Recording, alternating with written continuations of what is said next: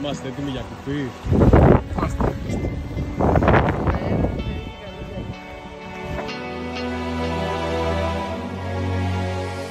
Λοιπόν, στη σπηλιά των πειρατών, στην Αγία Νάπα, με τη Μαρία, τον Χριστόδουλο και τον Γιώργο.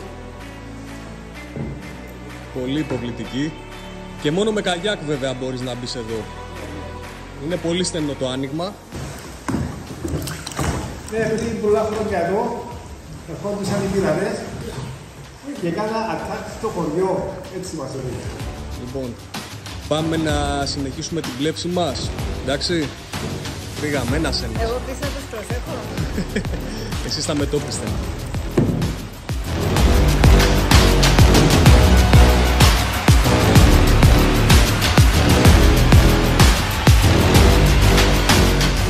Λοιπόν, και εδώ βρισκόμαστε στη γέφυρα των Ερωτευμένων, στην Αγία Νάπα.